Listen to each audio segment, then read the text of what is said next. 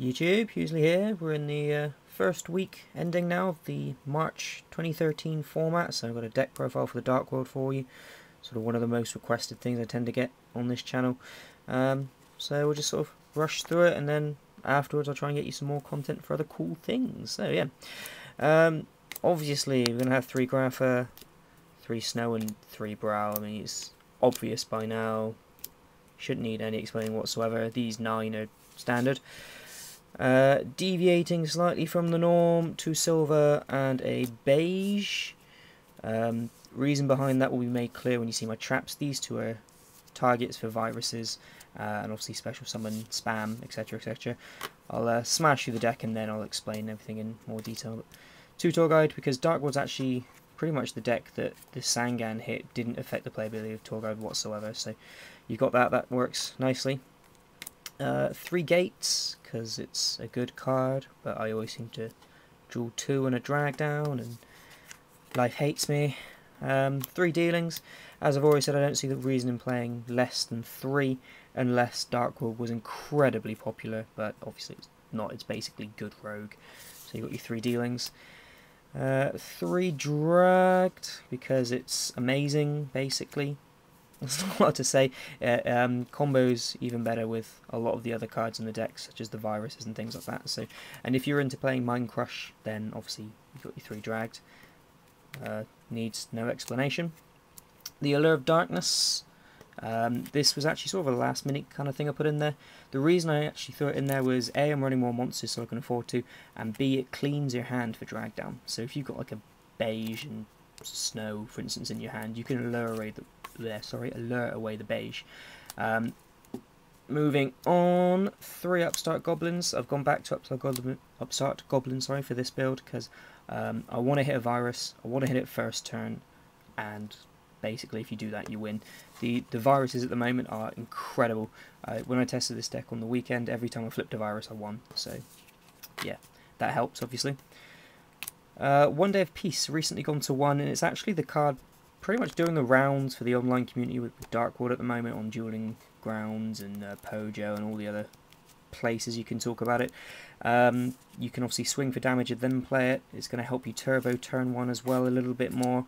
And the key factor in doing it as well is actually that if you have a drag down and your opponent sets all their cards, you can play this to make your drag downs live as well. So sort of quirky little tech that you can use there. Your one-ofs, your Foolish, your Heavy Storm, and Monster Reborn, and I've dropped down to just 1 MST as well. By rights you can take that out as well, you don't need it, but I like to have it. It's just, you know, obviously getting rid of back row tends to be Dark World's biggest problem. Right then, 2 DDVs, 2 EEVs. Basically, if you flip this against any sort of water or mermail deck, you win the game. If you flip this against Fire Fists, you win the game. And obviously with the amount of draw power that you have, you should be landing into one of these turn 1. I mean, even if you sort of like get one of these against Mermail or something, you'll get it against any deck, and you can play the EEV. You just generically are going to call spells, because every deck plays power cards. So they're just amazing to get off it. Obviously it's going to squander a lot of your plays. The only downside to it is that DDV does literally nothing against Fire Fists, but you should have a fairly good Fire Fist matchup anyway, so I wouldn't worry too much about it. And with the drag downs and things like that, you're obviously going to see what they're playing, so you're going to aim for the EEV. Lastly, rounding it at 40 cards is 3 Reckless Greeds, just because purely I love it. Last week I tested it with Mind Crush instead of these Reckless Greeds, and honestly I didn't like it too much. I mean, when it went off, it was fantastic. I flipped it against a Rabbit player after I DDV'd them. I think DDV hit like Rabbit and Tour Guide, and then I Mind Crushed 2 bottomless trap balls away as well. So it was game basically as soon as he entered his standby phase. But it's just the times when you drew it and it sucked far outweighed the times when you drew it and it was amazing. I mean, there's loads of articles coming up at the moment about why Mind Crush isn't amazing, but yeah, Reckless Greed's just awesome. It does so much for the deck as well. I mean, by rights, obviously you can switch it for Mind Crush if that's what you want to do, or you can even try Fiendish Chain. That's doing work at the moment as well. So as you can see from the deck, the idea is literally hit a virus on your first turn, win the die roll, and then get a virus. So it's just all draw. This one's amazing. I flipped against a rabbit player, hit 5 trap cards in his opening hand, and his next 2 draws were trapped as well, so GG. Yeah, so going back through it, you got the silvers, which I said I'd explain, and I promise I will. Silver, by itself, is a target for DDV, and under gates is a target for EEV. Normally I wouldn't run any. Occasionally I like to tech one, but normally I wouldn't really want any. But it's purely because you're running so many viruses that I'm running this one in this case. It's just basically, if you can't get a grapher, a silver will do, basically. In the Dark World Mirror as well, which online is getting really common at the moment, which is where I do a lot of the testing for it. Obviously it's a blowout if they de-links you without knowing what you're playing. So the higher monster count I feel helps. It's actually 14 I think, but you normally would run sort of like 12 monsters, and it's essentially grab grapher, set a virus, and go.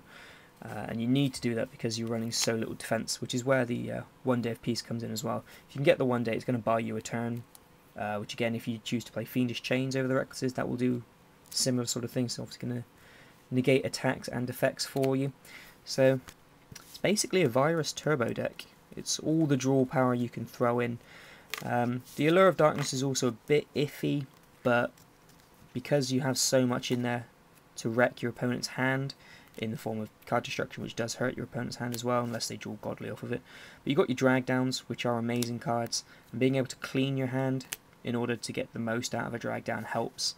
And obviously then you're going to draw off, off of these two. If you had this combo, you're going to be drawing 3 more cards. Chances are with those 3 cards, you're going to be able to make more plays as well. In terms of extra deck, there really isn't anything funky. You can main rank 5s because of the 2 silvers, and Volcasaurus has come out in the new TID as well, so that's obviously worth playing. Other than that, it's going to be a generic Tour Guide spam with Leviair and Zen mains being the main ones, Tech-Tem Tempo. Because there's no Starlight Road, you don't need any synchros in the form of Stardust or anything like that. The only other key one that you really need to know about is Heliopolis. One thing though from the guy who topped Miami with Dark World running loads of viruses is that he ran the guy that needs 3 level 8s. Can't remember what it's called. Neo yada yada Galaxy blah blah Dragon. And he said he didn't get it out at all that tournament, but when you do get it out, it basically wins over Zen mains, which is why he had it in there, because very, very rarely do you need more than 1 Heliopolis, which is why I only run 1. So, in terms of side deck, you can actually be pretty creative with it. Start at the format, so you can generally be fairly creative anyway, but